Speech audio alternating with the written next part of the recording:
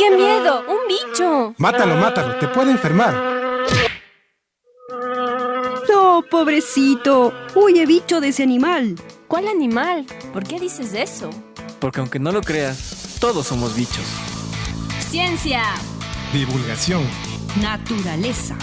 Investigación. salud, noticias. Zoonosis.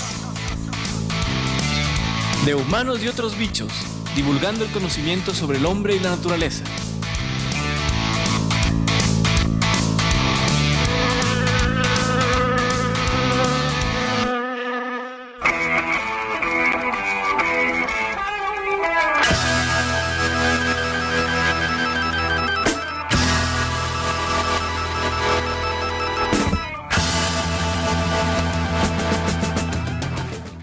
Así como los ojos de los murciélagos se ofuscan a la luz del día, de la misma manera la inteligencia de nuestra alma la ofuscan las cosas evidentes. Con esta frase de Aristóteles empezamos su programa favorito de Humanos y otros bichos. Este es un espacio del Instituto de Investigación en Zoonosis, CIS, dedicado a la divulgación de las enfermedades zoonóticas y a otras ramas del maravilloso mundo de las ciencias. ¡Bienvenidos! Bienvenidos, queridos internautas, a este su programa de Humanos y otros bichos. Hoy les acompañaremos Franklin Vaca, Sandra Enríquez, Elizabeth Minda.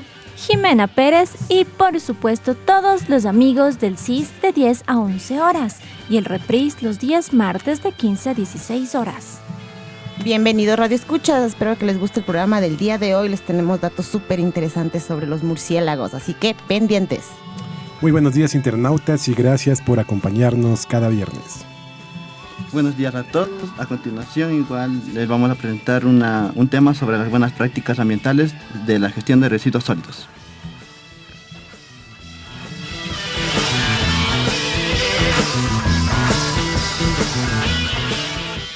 Empezamos por los titulares. Iniciamos el programa con el segmento Mujeres en la Ciencia, preparado por Elizabeth Minda, quien nos ha traído una interesante historia sobre la gran científica Grace Hopper. Después tenemos el segmento Chuta ni sabes, donde Franklin Vaca nos contará sobre datos interesantes del mundo de la ciencia y la salud. En el segmento Café y Tertulia tenemos como invitado al doctor Jaime Guerra, docente investigador de la Universidad San Francisco de Quito, quien nos hablará sobre su trabajo con los murciélagos en el Ecuador. Jimena nos ha preparado también el segmento ¿Sabías qué?, en el que nos dará datos súper interesantes acerca del mundo de los mamíferos voladores. Además, Alex Guamán participará con su segmento Actitud Verde, en el cual nos hablará sobre buenas prácticas en el hogar para la gestión de residuos sólidos. Y por supuesto, no podía faltar, queridos internautas, esta semana la Bicho Pregunta. Seguimos sorprendidos por la cantidad de respuestas recibidas la semana anterior, muy ingeniosas por cierto. Así que muchas gracias por estar pendientes desde todas partes del país. ¿Están listos? 4 hermanas gemelas dan 1000 vueltas paralelas.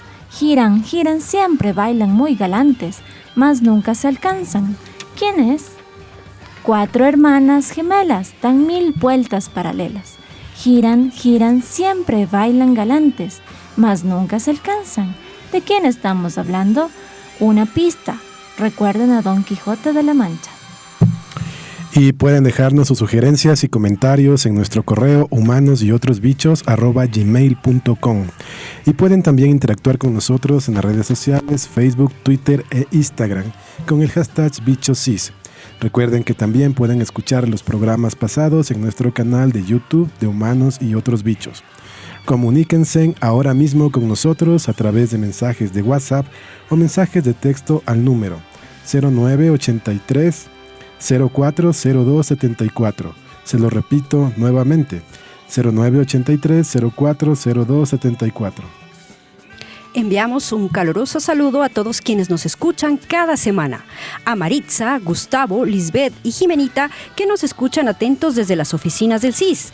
A Ches Balseca, que nos sintoniza desde el Valle de los Chillos. Diego desde Machachi. Stan desde Ambato.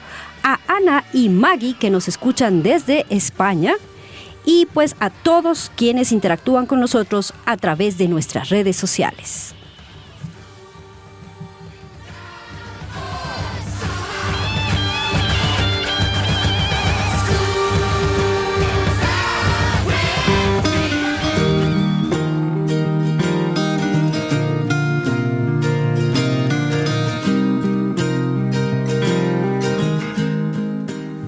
Hoy, en su segmento Mujeres en la Ciencia, les traigo una interesante historia sobre Grace Hopper, una científica de la computación y militar. Grace Hopper es considerada la madre de la programación informática y creó el lenguaje común orientado a negocios, conocido por sus siglas en inglés como COBOL, el primer lenguaje complejo de un ordenador. Esta estadounidense obtuvo un doctorado en matemáticas en Yale en 1934 y fue militar de la Armada en Estados Unidos, donde alcanzó el grado de contraalmirante.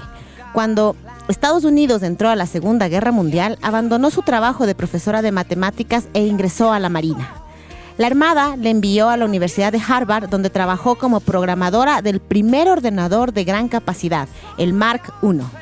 Cuando la vio, pensó: caray, es un aparato más bonito que jamás he visto. Tras la guerra, realizó el primer compilador para procesamiento de datos que usaba órdenes en inglés. Cuando Hopper recomendó el desarrollo de un nuevo lenguaje de programación que usase solamente palabras en inglés, le dijeron que no podía ser porque los ordenadores no entendían inglés. Pero ella insistió en que es mucho más sencillo para la mayoría de las personas escribir en inglés que usar símbolos. Así que ella decidió que los procesadores de datos tendrían que tener esa capacidad de escribir sus programas en inglés y los ordenadores podrían traducirlo a un lenguaje de máquina.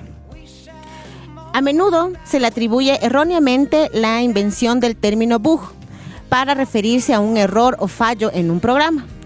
Trabajando en el Mark II en la Universidad de Harvard, el 9 de septiembre de 1947, los ingenieros encontraron una mariposa enganchada a uno de los rieles del ordenador que impedía el funcionamiento del mismo. Dicho lepidóptero puso a la historia de la informática por ser pegado en un libro de registro de la actividad del ordenador. En español dijeron entonces que era el primer caso real de un bug encontrado. El término bug no se traduce al castellano por considerarse una palabra técnica. Claro que ella dijo que ella no había hecho esa mención, entonces que ella no había encontrado el insecto y por eso le estaban atribuyendo mal esta palabra. En 1986 se retiró de la Armada de los Estados Unidos de manera definitiva, siendo en ese momento la oficial de más de edad. Tras retirarse, continuó dando conferencias, ejerció de consultora y participó en programas educativos. Una de las frases emblemáticas que Grace Hopper tiene es la siguiente: si es una buena idea, continuad y llevadla a cabo. Es mucho más fácil pedir disculpas que conseguir el permiso necesario. Esto fue Mujeres en la Ciencia.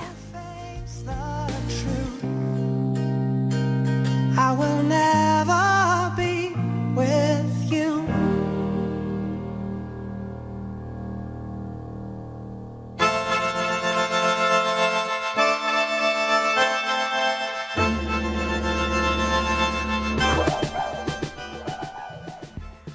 Bienvenidos Radio Escuchas, hoy estoy con una nueva entrega de su segmento Chuta ni Sabes, en donde tendremos notas y consejos sobre la salud y el ambiente. ¿Sabían que los árboles, además de darnos sombra y purificar el aire, pueden llegar a vivir miles de años? Bueno, así es, y esta vez les voy a contar cuáles son los árboles más viejos del mundo. Matusalén es un pino longevo, tiene 4.841 años de edad. Es oficialmente el organismo vivo más viejo del mundo. Este se encuentra en algún lugar de las Montañas Blancas de California.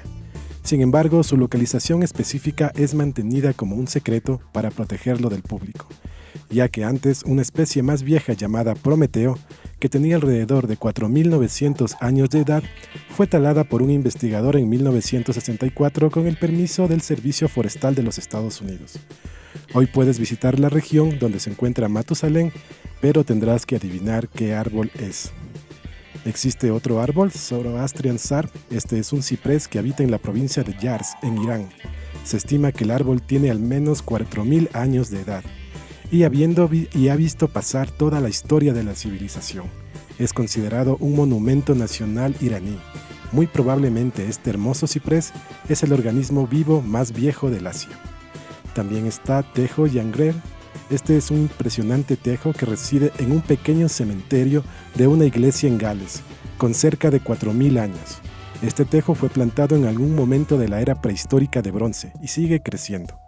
En el 2002, en la celebración del Júbile Golden de la reina Isabel II, el árbol fue designado como uno de los 50 árboles ingleses más importantes por el Consejo de Árboles allá en Inglaterra.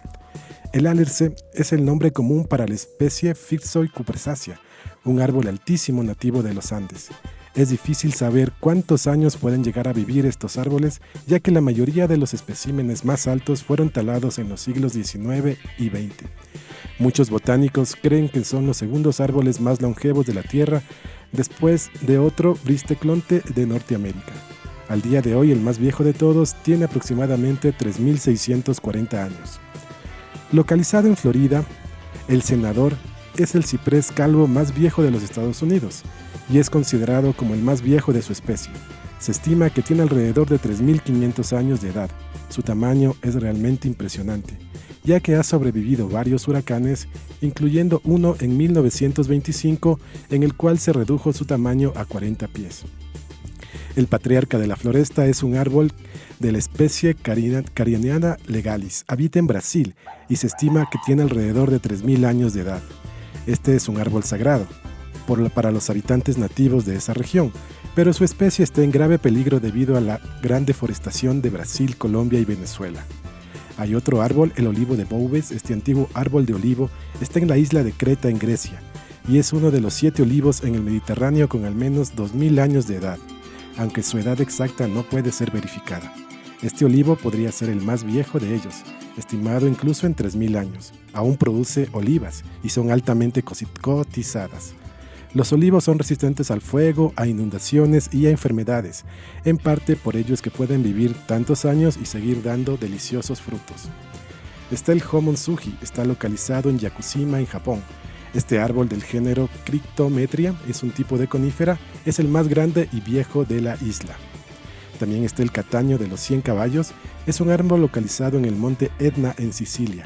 Es el castaño más grande y viejo del mundo, se cree que tiene alrededor de 2.000 hasta los 4.000 años, y es particularmente impactante, ya que el monte Etna tiene una de las actividades volcánicas más fuertes del mundo, y este árbol reside a solo 8 kilómetros del cráter de este volcán. Su nombre se originó de la leyenda en la cual una compañía de 100 caballeros fueron víctimas de una tormenta eléctrica severa y pudieron refugiarse bajo este árbol. Está enlistado por los récord Guinness como el tronco más ancho del mundo con 190 pies de circunferencia. Esperando que este tema haya sido de su interés, hasta la próxima semana, estimados radioescuchas.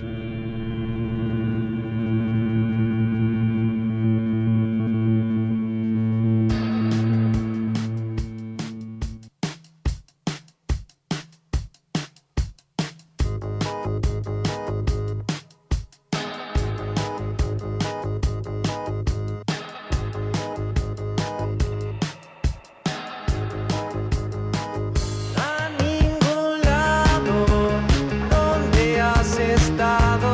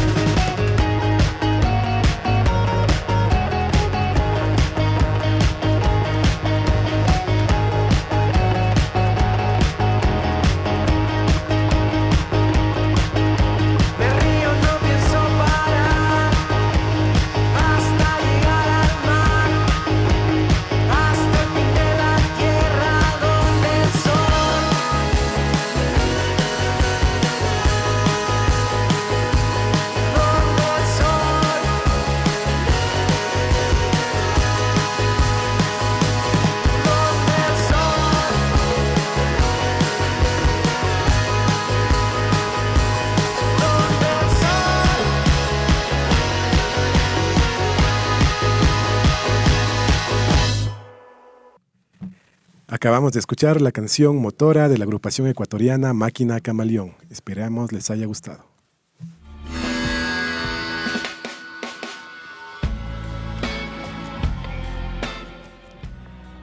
Los quirópteros, conocidos comúnmente como murciélagos, son el único orden de mamíferos que pueden volar, puesto que sus extremidades superiores se han desarrollado como alas. Después de los roedores, son el segundo orden más numeroso de los mamíferos, con aproximadamente 1.100 especies, es decir, el 20% de todas las especies de esta clase. Están presentes en todos los continentes, excepto en la Antártida. Dentro de los bosques neotropicales, los murciélagos pueden constituir hasta el 50% de los mamíferos que viven allí. Ecuador, como uno de los países megadiversos, cuenta con 170 especies de murciélagos, de los cuales se estima que 100 viven en la Amazonía ecuatoriana. Sobre este tema súper interesante, vamos a hablar el día de hoy con el doctor Jaime Guerra. Jaime Guerra es de nacionalidad ecuatoriana. Obtuvo la licenciatura en Química y Biología. Posteriormente, el doctorado en Biología en la Universidad Central del Ecuador. Sus intereses están dirigidos a la distribución, biodiversidad, taxonomía y sistemática de los murciélagos del Ecuador, con el implemento continuo de nuevas técnicas de captura. También se ha enfocado en el monitoreo de aves y mamíferos terrestres en los bosques de la Amazonía, mediante el uso de cámaras trampa. Tiene 15 publicaciones a su haber, tanto en revistas nacionales como extranjeras. Fue administrador biólogo residente de la Estación Biológica Tiputini de la Universidad San Francisco de Quito, en la Amazonía ecuatoriana. Posteriormente participó como investigador asociado en el INEAP y en el Museo de Ciencias Naturales. Además, fue instructor en cursos de ecología tropical dictados por la Universidad de Boston y actualmente es docente de biología en el Colegio de Ciencias Biológicas y Ambientales de la Universidad San Francisco de Quito e instructor del programa de ecología tropical de la Universidad de Toronto, en Canadá. Bienvenido, Jaime. Bueno, buenos días. Es realmente un gusto estar con ustedes aquí, volver a mi alma mater. Ha sido pues una gran satisfacción el poder aceptar a la vez esta invitación y poder compartir algunas de las experiencias que he tenido en los últimos años con respecto a estos fabulosos mamíferos voladores que los estudio. Qué chévere, Jaime, gracias realmente porque aceptaste nuestra invitación y pues quieras compartir con nosotros ese conocimiento sobre los murciélagos que quizás muchos digan que bichos tan feos, pero la verdad es que son muy, muy interesantes. Pero cuéntanos, háblanos un poco más de Jaime Guerra, cómo empezó el gusto que él tuvo sobre las ciencias biológicas y posteriormente sobre los murciélagos. Bueno, siempre he tenido afición por la naturaleza, he tenido esta atracción muy grande hacia todo lo que es bosques, lo que es naturaleza y me decidí a estudiar biología, aunque ingresé en primera instancia según creía yo, a la facultad o a la escuela equivocada, y no fue así, porque a través de los años fui adquiriendo experiencia y conociendo gente que ha hecho que esta parte profesional, este gusto por la naturaleza se vaya incrementando. Y es así que una vez que tuve el pregrado, nos decidimos con un grupo de compañeros seguir la especialidad del doctorado en biología y tuvimos, o al menos yo puedo decir, uno de los mentores principales, que fue el doctor Sergio Figueroa, que fue nuestro profesor de fauna del Ecuador, y que me dio esos inicios para estudiar la biología, para estudiar la zoología en general. Y luego pues de graduarme, de seguir estudiando, tuve la oportunidad de conocer a uno de los especialistas mundiales en murciélagos. Su nombre es Thomas Kunz, de la Universidad de Boston, y fue con él que empecé el estudio ya más pormenorizado de los murciélagos. Interesante, entonces tuviste una influencia extranjera, ¿no? Pero esto fue porque realmente tú empezaste a trabajar desde que saliste de la universidad en la Amazonía ecuatoriana, ¿no es cierto? Entonces cuéntanos cómo ha sido esa experiencia de trabajar allí. Esa experiencia es, he tenido la suerte de estar en contacto directo con la naturaleza. En primeras instancias de profesional, tuve cierta relación de trabajo con las partes altas, con los páramos, montañas altas, y que fueron en algún momento una dificultad, como lo sigue siendo para mucha gente, pero es a la vez el sitio donde viven mucha gente también en los páramos, y tomé la decisión por oportunidades de trabajo de empezar mis actividades profesionales en la Amazonía, donde tuve la oportunidad de trabajar como guía naturalista en una de las empresas de turismo más grandes del Ecuador. Entonces tuve esa oportunidad, tuve la relación muy directa con la naturaleza y con personas que podían influir y que de hecho influyeron en mi vida profesional. Y esa fue una de los inicios, sobre todo, para luego conectarme y empezar a trabajar en la Estación de Biodiversidad Tiputini de la Universidad San Francisco de Quito, donde pasé muchos años como biólogo residente y administrador, y aprendí muchas cosas. Ya me imagino, o sea, la estación habrá sido un centro de interculturalidad, ¿no? Para ti, porque llegaba gente de todo el mundo, y ustedes también trabajaban con indígenas quichuas y guaraníes. O sea, ¿cómo era esa experiencia, esa interculturalidad? Sí, esta parte, esta relación con los grupos étnicos se dio en primera instancia en el área de Cuyabeno, cuando trabajé como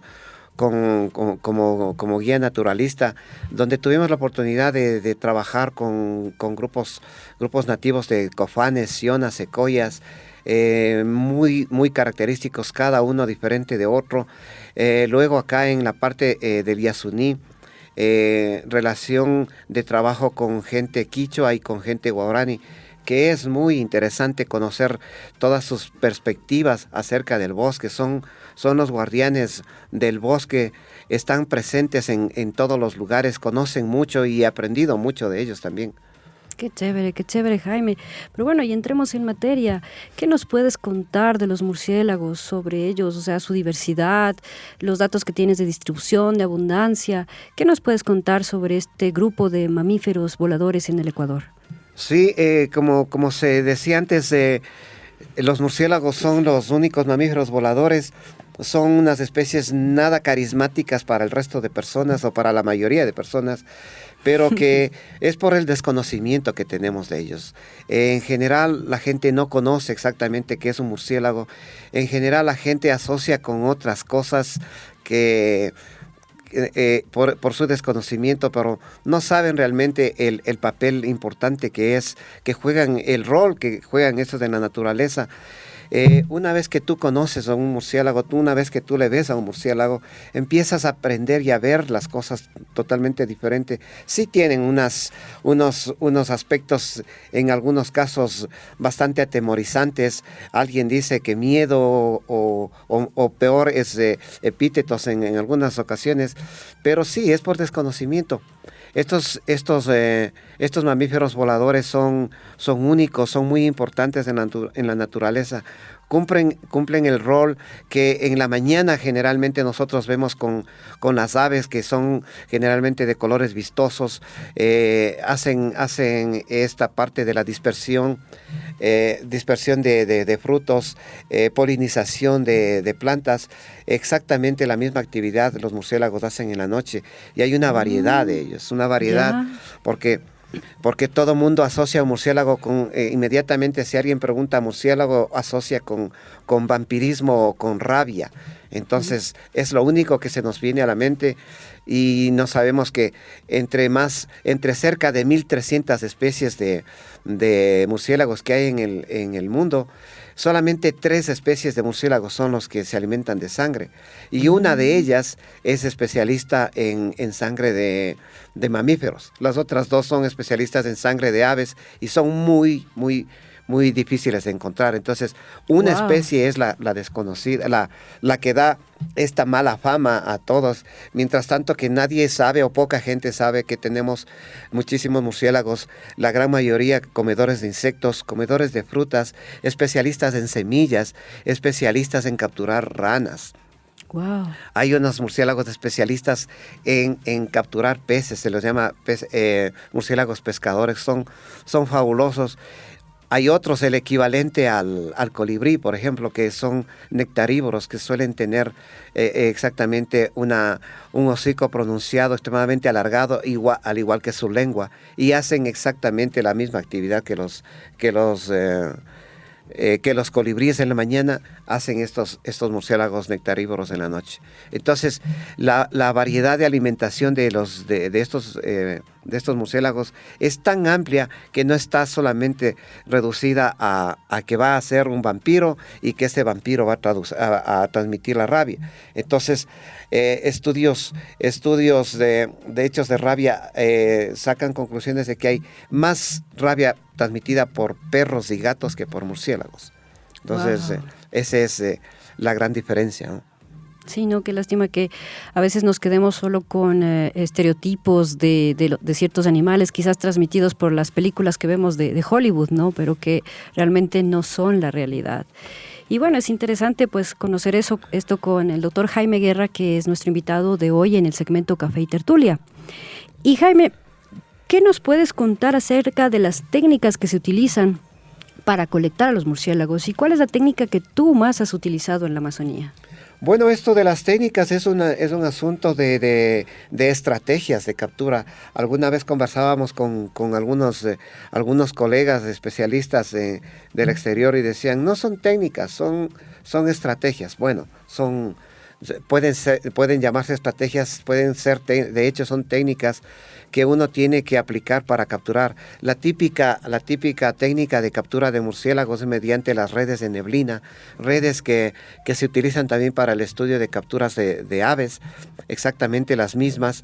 Hay diferentes tipos, diferentes tamaños, así como diferentes formas de instalar las redes. Hay redes, las típicas redes horizontales que pueden ser de 3, 6, 9, 15, 18 metros. Tengo una red de 30 metros de largo por 3 metros de alto, que suelo ubicarla, esa más otras redes, a lo largo del río Tiputini, por ejemplo. En ocasiones puedo cubrir un espacio de 60 hasta 80 metros a través del río y capturar murciélagos que son muy, muy difíciles de encontrarles, que no es tan fácil como son los murciélagos pescadores, o en dos ocasiones realmente pude capturar 2 especies totalmente raras, desconocidas, que siguen siendo para el Ecuador y que pude capturar en este tipo de redes a través del río. Hay redes que ponemos en el dosel, es decir, en la parte superior del bosque, donde hay que tener igual estas estrategias. En muchas ocasiones, inclusive tenemos hasta que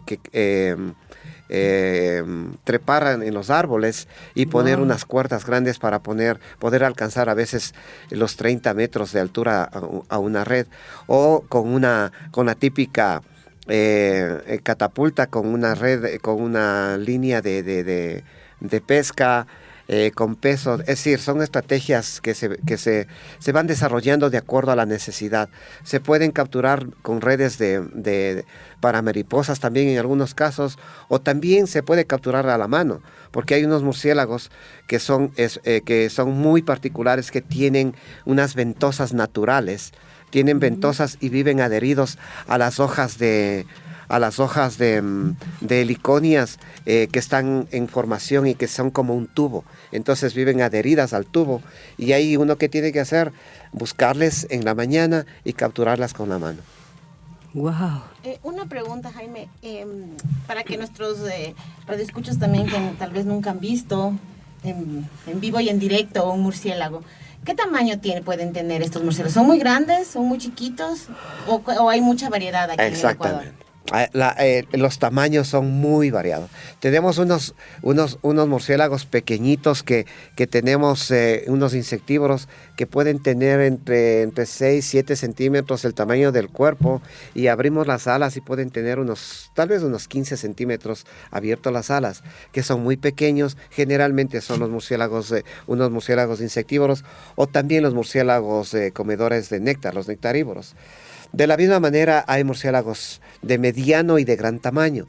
El murciélago de mayor tamaño en América, en el neotrópico, es un murciélago que tiene el nombre de Vampirum spectrum, que no es un vampiro, pero es un carnívoro. Entonces es un murciélago que puede tener tal vez unos 15, 20 centímetros el tamaño del cuerpo, y puede llegar a 1 metro abierto las alas, o más de 1 metro. Entonces hemos tenido la posibilidad de hacer estas capturas desde los más pequeños. En algunas ocasiones los murciélagos que les comentaba que viven adheridos a las hojas que tienen ventosas, capturé toda una familia de 6 miembros. Estos 6 miembros todos en conjunto pesaban 15 gramos. No. Entonces es para hacerse la idea de que eran tan pequeños. Y en cambio el Vampirum spectrum, el murciélago más grande, ese puede pesar hasta 150, 160 gramos en algunas ocasiones. Entonces, sí, puede caber desde ponerle en una mano, manejarlos con 2 manos, y son muy fuertes. Entonces uno tiene que tener una protección en las manos con guantes de cuero para poder evitar estas mordeduras que de hecho pueden ocurrirnos. Jaime, una pregunta. Los murciélagos, perdón, ¿viven en cuevas solamente o también en otros lugares en el bosque? Los murciélagos tienen una variedad de sitios donde viven, porque no es que tenemos tantas cuevas en nuestro territorio. Hay ciertas cuevas, hay ciertos lugares que prefieren estar, pero hay, como dije, la preferencia de sitio donde van a dormir, porque especialmente van a dormir durante todo el día. Sí hay cuevas. Pueden dormir en árboles huecos, pueden inclusive modificar hojas grandes acorazonadas, pueden hacer una mordedura a lo largo de la nervadura principal y provocar un doblamiento de la hoja, y forman una carpa. Entonces, y duermen debajo de esa carpa, duermen todo el día. En ocasiones uno camina porque el trabajo de los murciélagos no solo se limita a la noche, ciertamente que es un trabajo arduo que se empieza generalmente desde las 4 de la tarde y se termina a veces entre medianoche, 1 de la mañana. A veces se toma la decisión de pasar toda la noche, pero también en el día hay que ir buscando lugares donde viven, y justamente uno encuentra estas hojas, una hoja doblada, y ya con la experiencia que uno tiene puede ver, y los ve por abajo y ve unas 2 sombras que si tomamos las fotografías que tengo en algunas de las presentaciones que damos, se les toma la foto y están 2 murciélagos, 3, 4, 6 murciélagos que los llaman murciélagos tolderos, porque hacen un toldo, ¿no? Hacen una carpa y viven debajo, viven metidos en las hojas, como decía, viven en las casas, en las partes realizadas por las personas. Entonces, y provocan problemas. Entonces la gente los confunde con que les van a morder, con que les van a transmitir alguna enfermedad, y lo que hacen es en algunas ocasiones les ponen fuego, les queman, o ponen en algún tipo de insecticida, algún veneno para mandarles de los lugares. Entonces el sitio donde viven es variado, pueden vivir en diferentes lugares. Y Jaime, hablemos un poco del estado de conservación de los murciélagos. Nos acabas de hablar, por ejemplo, que quizás son amenazados por los seres humanos cuando estos bichitos llegan a las viviendas, pero en su hábitat natural, ¿qué amenazas principales tienen ellos para que quizás haya algunas especies amenazadas o estén en peligro de extinción, por ejemplo? Sí, el gran problema para todas las especies vivas en general es la pérdida de hábitat, que se va dando por el exterminio de ciertas porciones de bosque. Exterminio digo porque llegan al punto en algunas ocasiones de hacer el corte de de la capa vegetal casi hasta llegar al suelo. Entonces no queda ningún vestigio de espacio para que pueda algún organismo vivo sobrevivir ahí. Entonces, empezando desde lo más pequeño hacia lo más grande, entonces ese lugar va siendo cortado, va siendo disminuido, va siendo deteriorado. Entonces, ese es el gran problema en el que están inmersos todos los organismos y los murciélagos incluidos también en este caso. Entonces, sí, la parte humana por desconocimiento, como dije antes, es uno de los principales problemas, ¿no? Porque si es que en sitios un poco temperados, un poco con una temperatura un poco más alta que de la normal de aquí, de nuestro ambiente, hay murciélagos que viven y se acercan y van a estar en casas, metidos en sus casas cerca de los humanos y provocan este problema. Entonces lo que hacen es tratar de exterminarles. ¿Por qué están ahí? Porque el bosque ya se cortó, el espacio donde ellos vivían ya no tienen dónde vivir, y encontraron un espacio oscuro donde van a permanecer todo el día, porque todos los murciélagos son estrictamente nocturnos. Hay algunos que tienen unas actividades más tempraneras de actividad que otros, pero todos exclusivamente están activos en la oscuridad. Entonces el problema de los murciélagos viene en conjunto con todo el problema para el resto de organismos que se dan con la pérdida de hábitat, sobre todo. Y bueno, dentro de tu experiencia como docente e investigador en la Universidad de San Francisco, pues habrás hecho algunos, bueno, con los estudiantes, algunos trabajos, ¿no?, de investigación, quizás también tesis. ¿Nos podrías contar un poco de esos resultados obtenidos de tus investigaciones y de las tesis de los muchachos? Sí, bueno, las investigaciones están llevándose a cabo todo el tiempo. Estamos trabajando en esta parte de taxonomía y diversidad de los murciélagos en todo el país. Estoy haciendo estudios hemos empezado a hacer unos estudios de parasitología en murciélagos, caracterización de virus en murciélagos, de los que en alguna u otra forma ya tenemos al menos 2 estudiantes de la Universidad San Francisco han empezado a hacer este estudio de detección molecular de céstodos y nemátodos en murciélagos en la Amazonía y en la costa, y también una detección molecular de parásitos intestinales que se han hecho con estudiantes. Me ha dado un gusto muy, muy grande, por ejemplo, el que una estudiante de la Universidad Central tuvo contacto conmigo en la universidad, y pues le he invitado a ser parte del equipo de investigación, y ella tomó la decisión de desarrollar su trabajo de graduación e hizo una tesis. Su nombre es Giovanna Tapia, una estudiante de la Universidad Central que ya hizo en ese trabajo, y está inmersa en nuestro equipo de trabajo, que es lo importante de esto. Esto es lo importante de compartir, porque si nos quedamos con la información y no compartimos, simplemente va a quedarse ahí.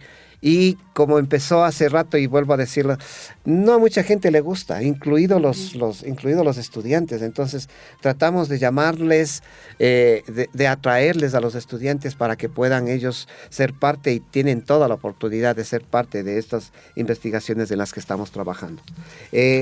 Estamos ahora proponiendo una de las tesis de trabajo, que es una de esa parte del leucismo, que es una enfermedad que afecta no solo a los murciélagos. Entonces, pero en murciélagos es tan raro, tan difícil, y yo tengo datos fotográficos de murciélagos que he capturado con ese tipo de enfermedad. ¿Y de qué se trata esa El enfermedad? leucismo es una despigmentación de la piel. Entonces, afecta a la producción de tirosina y que produce la melanina en los murciélagos. Entonces hay una despigmentación. El momento que uno le captura a un murciélago, le abre las alas y parecería algo parecido a un camuflaje. Entonces tiene un color blanco, un café, un verde, un rosado. Entonces le abres y ves qué es esto. Entonces tengo algunas capturas, en diferentes especies, y estamos proponiendo con una de mis estudiantes para hacer eso, y está muy empeñada en hacer esta tesis. Oye, muy interesante. ¿Y qué se puede saber sobre las enfermedades que transmiten los murciélagos? ¿Tienes algún conocimiento aparte de la rabia o quizás de alguna otra enfermedad? Bueno, hay muchas situaciones que que han venido siendo estudiadas en los últimos años. Tuve la oportunidad de estar con un profesor del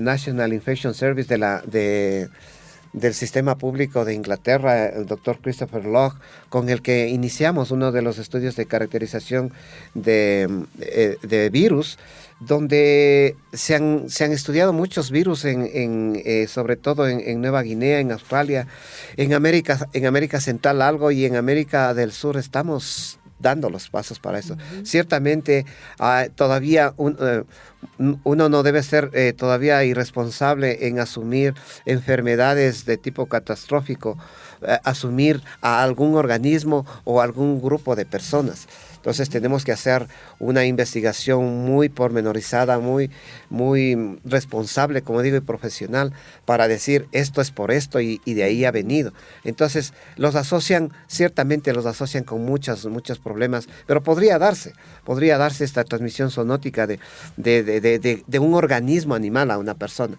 En el caso de los murciélagos todavía no hemos nosotros registrado ninguna de estas, estamos en el proceso eso, y es de que se han encontrado algunos tipos de céstodos, algunos nemátodos que tienen asociación con la parte humana. Ciertamente los murciélagos que hemos capturado y tienen este tipo de infección estaban asociadas con la gente en la costa, en tanto que los murciélagos de la Amazonía tienen también estos resultados, pero muy mínimos. Entonces está asociado a la gente antes que al murciélago. Oye, súper interesantes los temas que tienen que ver con los murciélagos. ¿Y cómo hacen ustedes para divulgar este conocimiento a la sociedad? ¿Cómo se puede llegar a la gente para romper esos mitos de que el murciélago es un vampiro o el vampiro es un murciélago? ¿Qué hacen la San Francisco para llegar a la gente? Bueno, nosotros en el caso particular tenemos siempre la universidad organiza una semana de amor a la naturaleza, un amor natura que se llama, donde se hacen varios talleres temáticos, no solamente de eso, donde se hacen de biotecnología, microbiología, de botánica, en esta parte particular, en particular de zoología, donde hacemos un llamado Murci Taller, donde hacemos un taller temático con estudiantes de colegios secundarios que visitan la universidad en esta semana, y hacemos un taller donde les permitimos a ellos hacer una manipulación de especímenes de laboratorio que tenemos. Se les hace una introducción, una charla introductoria a lo que es un murciélago, cuál es su función, cuál es el papel, cuál es su rol ecológico, el de dispersores, el de polinizadores y el de regulador de poblaciones de insectos. Entonces la gente empieza a conocerlos, los manejan un poco a estos especímenes de laboratorio, y al final del taller, que dura aproximadamente 1 hora y media, los estudiantes salen muy contentos, muy emocionados con todo. Todos quieren saber más. En algunas ocasiones podemos hacer, inclusive nosotros, exportar este Murci Taller para que no sea en el sitio de la universidad, sino ofrecer para que se pueda hacer este Murci Taller en diferentes lugares, y de esa manera dar a conocer a la gente lo que es el murciélago y el papel, el rol que cumplen en la naturaleza. Súper interesante. Nosotros también quisiéramos conocer un poco más sobre estos mamíferos voladores, pero el tiempo en este momento es nuestro peor enemigo. Así que te agradecemos mucho, Jaime, por haber aceptado esta entrevista aquí en nuestro programa, y pues sin antes dejar de comprometerte para que nos visites otra vez. Muchas gracias, Jaime. Cómo no, muchas gracias por la invitación, y estamos a la orden todo el momento para hacer este tipo de difusión científica, y que todos los estudiantes puedan, todas las personas, incluidos estudiantes, puedan ser parte de estas jornadas de investigación.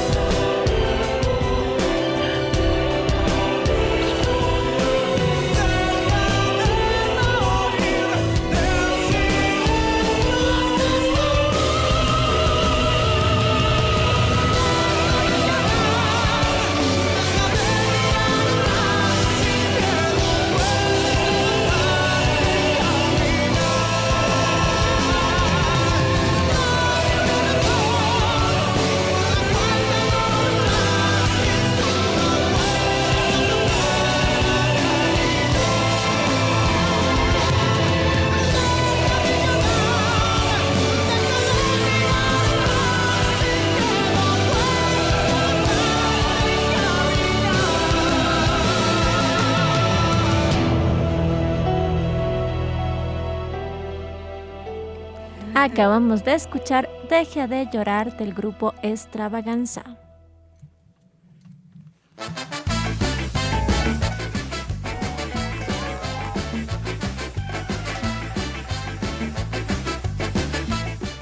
Buenos días y bienvenidos sean todos a nuestro segmento Actitud Verde. Mi nombre es Alex Guamán. El día de hoy seguiremos con la misma temática de la cual hablamos la anterior semana, que fue buenas prácticas ambientales en el hogar. Hoy nos enfocaremos en los residuos que se producen en el hogar. Pero primero, ¿qué son los residuos? Se considera como residuos aquellos materiales los cuales son desechados y que se encuentran en estado sólido, líquido o gas que pueden ser aptos de recibir tratamiento, es decir, aquello que no vamos a utilizar más y que por tanto ha dejado de tener un valor para nosotros. Por ejemplo, en el año 2015, el Distrito Metropolitano de Quito produjo un promedio de 2.000 toneladas diarias de residuos domésticos e industriales no peligrosos, en una población urbana y rural de casi 3 millones de habitantes, en donde la producción per cápita de residuos fue casi de 1 kilogramo día por habitante. Diariamente generamos residuos de restos de alimentos, papel, cartón, vidrios, latas, plásticos. Otros residuos no tan comunes como bombillas, muebles, electrodomésticos viejos, pilas, ropa, etc. Así basta con solo mirar en la bolsa de basura para darse cuenta de la gran cantidad de residuos que producimos en casa. Según datos del Banco Mundial, en el año 2016 se generaron 2.000 millones de toneladas de residuos municipales en el mundo, lo que equivale a casi 1 kilogramo a habitante día. Esto quiere decir que seguir esta dinámica en el año 2050 generaremos 3.500 millones de toneladas de residuos sólidos municipales. Pero se preguntarán, ¿hay alguna manera de disminuir o mitigar este impacto ambiental tan dañino para nosotros y el planeta? Afortunadamente sí. Es por esto que les voy a dar unas claves de gestión medioambiental en el hogar. ¿Han escuchado tal vez de las 3 R's? Las 3 R's son reducir, reutilizar y reciclar. Por ejemplo, para reducir pueden hacer lo siguiente. Adquieran productos de todo tipo en envases de gran capacidad y preferiblemente reutilizables. Eviten los envases de un solo uso. Lleven sus propias bolsas a la compra. Eviten utensilios y juguetes que funcionan a pilas. Si no es posible, utilicen pilas recargables o pilas verdes no contaminantes. Para reutilizar, al momento de utilizar papel para escribir, no escriban solo en una cara y luego tiren la hoja. Utilicen el otro lado para notas, borradores, tomar apuntes, dibujar, etc. También pueden utilizar el papel viejo para envoltorios. Procuren hacer fotocopias por las dos caras, es decir, imprimir a ambos lados. Reutilice las bolsas de plástico que le den en el supermercado para guardar la basura. Y para reciclar, separen los materiales que componen la basura para reciclar racionalmente. Utilicen bolsas distintas para la basura orgánica, papel, cartón, vidrio, resto de los envases, plásticos, lata, etc. A esto se le llama también una clasificación diferenciada y es tal vez la mejor forma de mitigar el impacto sobre la generación de residuos que llegan a los rellenos sanitarios. También hacer un uso correcto de los contenedores es una buena idea para reciclar. Ustedes se preguntarán, ¿pero por qué se debe mejorar esta práctica diaria? Con el granito de arena que vayamos aportando en el hogar, nosotros ahorramos energía y luchamos contra el cambio climático. Si reciclamos, reducimos el trabajo de extracción, transporte y elaboración de nuevas materias primas, lo que conlleva una disminución importante del uso de la energía necesaria para llevar a cabo estos procesos. Usamos menos materias primas. Si reciclamos el vidrio, el papel o el plástico, ya no hay necesidad de hacer uso de tantas nuevas materias primas para fabricar productos. Fabricamos nuevos productos, aunque nunca lo hayan pensado, hay objetos cotidianos que nacen a partir del reciclaje y creamos puestos de trabajo. Así que reciclar es un gesto muy sencillo que debemos convertir en otro hábito cotidiano más en nuestros hogares e involucrar en él a nuestros padres, hermanos, primos, tíos, amigos, niños. Practicarlo a diario es una actividad positiva para el ser humano y para el planeta. ¿A qué esperas? Súbete al carro del reciclaje. Todos son ventajas. Esto fue Actitud Verde.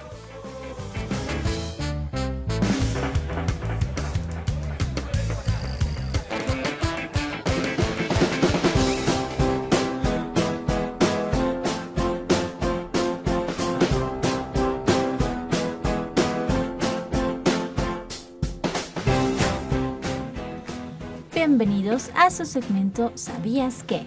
Hoy vamos a presentar datos súper interesantes acerca del maravilloso mundo de los murciélagos.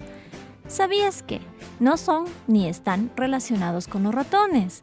a pesar de su parecido con ellos, aunque en algunos idiomas el término murciélago está constituido con la palabra ratón, como en el caso del alemán o el catalán, de hecho evolutivamente están más emparentados con los carnívoros como perros o gatos y con los ungulados, como los animales vacas y caballos, que con los ratones.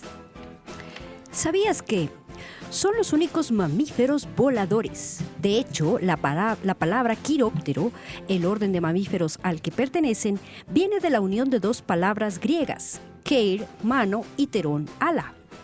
Las alas están formadas por piel que se extiende hacia los lados de su cuerpo y sus piernas a lo largo del brazo y entre los dedos. Los dedos adquieren un papel muy importante en la formación del ala, ya que se alargan todos los dígitos menos el pulgar. ¿Sabías que la gente que padece quiropterofobia, es decir, miedo a los quirópteros, piensan que los murciélagos las atacarán volando y que se enredarán en el pelo y la ropa? Pero que esto ocurra es extremadamente improbable. En realidad son de carácter tranquilo y pocas veces se acercan al ser humano. ¿Sabías que al pensar en un murciélago nos viene a muchos la imagen del logo de Batman? Pero los hay para todos los gustos y colores. De hecho, en el mundo hay más de 1000 especies diferentes de murciélagos, siendo el segundo grupo más diverso de mamíferos, superado únicamente por los roedores. Se puede decir que el 20% de los mamíferos son quirópteros. ¿Sabías que, aunque es conocida por todos la asociación que se ha hecho entre murciélagos y vampiros, tanto en literatura como en cinematografía, los murciélagos son el grupo de mamíferos que presenta la alimentación más variada? Son muy pocas las especies que se alimentan exclusivamente de sangre, en concreto 3, y todas son originarias del continente americano. ¿Sabías que los murciélagos son polinizadores fundamentales? Estas criaturas son fundamentalmente en la polinización y en la dispersión de semillas muy activos, tal como ocurre con las abejas y muchas aves. Estos mamíferos revolotean de flor en busca del néctar, poniendo el polen en movimiento y también dejando semillas por todas partes al defecar. ¿Sabías que cuando pensamos dónde viven los murciélagos, a la mayoría se nos viene la imagen de una cueva? Sí, hay varias especies que viven en ellas, pero no son el único lugar donde ellos guarecen. Pueden usar huecos y agujeros de árboles en bosques, grietas de paredes, incluso se protegen en construcciones humanas como iglesias. Además, algunas especies tropicales también pueden refugiarse en hojas enrolladas de plantas o flores como las calas. ¿Sabías que hay murciélagos insectívoros que se alimentan, por ejemplo, de polillas, moscas, mosquitos o escarabajos? Algunos comen invertebrados como arañas, escorpiones y cangrejos. Incluso algunos murciélagos carnívoros comen vertebrados como ratoncillos o peces. Además, no podían faltar los herbívoros que comen, por ejemplo, néctar, flores de las flores o las frutas. ¿Sabías que posiblemente estén relacionados con el brote de novel coronavirus? Una de las recientes hipótesis es que los trabajadores del mercado de Wuhan se contaminaron al manipular murciélagos silvestres para su venta en condiciones poco higiénicas. Se ha liberado una lista de 120 especies exóticas que se vendían en este sitio. En Wuhan, muchas personas suelen comer caldo de murciélago. ¿Sabías que los murciélagos son los mejores en ecolocalización? Ningún otro ser en la Tierra es tan bueno en la ecolocalización como lo son los murciélagos. Valiéndose de sus potentes cualidades sonoras, el sentido de la escucha y el eco rebotando en diversos objetos, los murciélagos logran localizarse de forma sorprendente. Ello se debe a una serie de músculos súper rápidos que poseen, siendo los únicos mamíferos conocidos que lo tienen y los cuales le permiten emitir potentes ondas de sonido más de 190 veces por segundo. El sonido golpea las cosas, rebota y vuelve hacia el animal. Su oído es tan desarrollado que esto literalmente les permite ver. ¿Sabías que los murciélagos son sumamente inteligentes y sociales?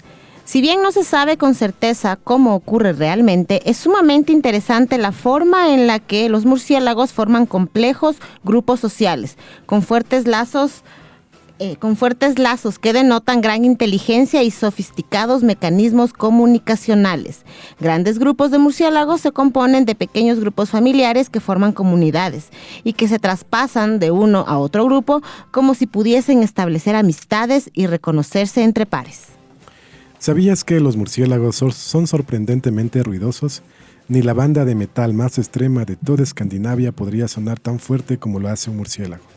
En serio, los murciélagos pueden ser descomunalmente ruidosos, y los científicos aseguran que para comunicarse a grandes distancias, un murciélago puede emitir un sonido tan fuerte como para registrar nada menos que 140 decibelios. Para que te hagas una idea, por ejemplo, en una disco habitualmente hay unos 90 decibelios, mientras que en algún concierto en vivo se puede alcanzar los 110 decibelios, y en casos muy extremos 115 decibelios. Además, el oído humano puede tolerar hasta 120 decibelios. Desde ahí se produce un dolor físico. Muy interesante, ¿no lo crees? Los murciélagos son seres asombrosos. Hasta una próxima entrega de ¿Sabías qué?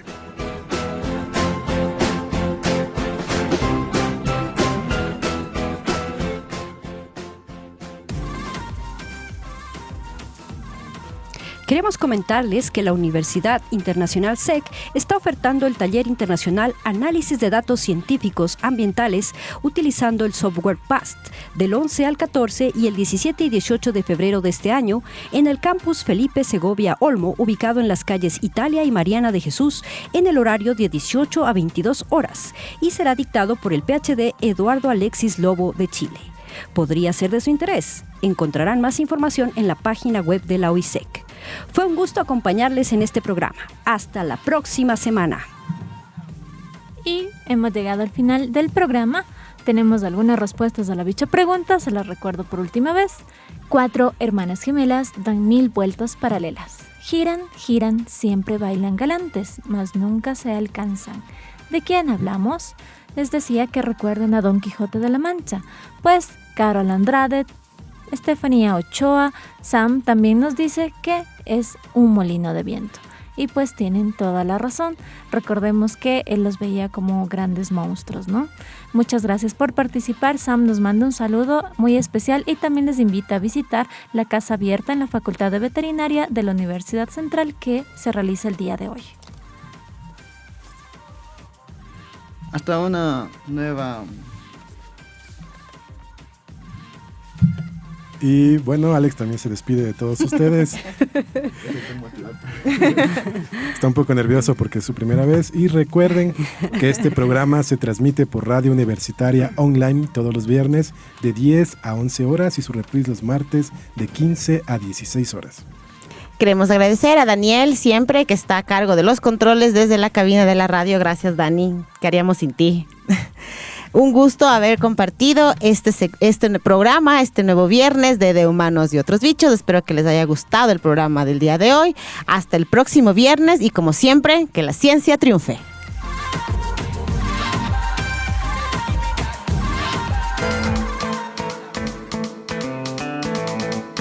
Esto fue De Humanos y Otros Bichos. Si te gusta la ciencia divertida, no te olvides de escucharnos. Todos los viernes de 10 a 11. Una producción de Radio Universitaria Online de la Universidad Central del Ecuador.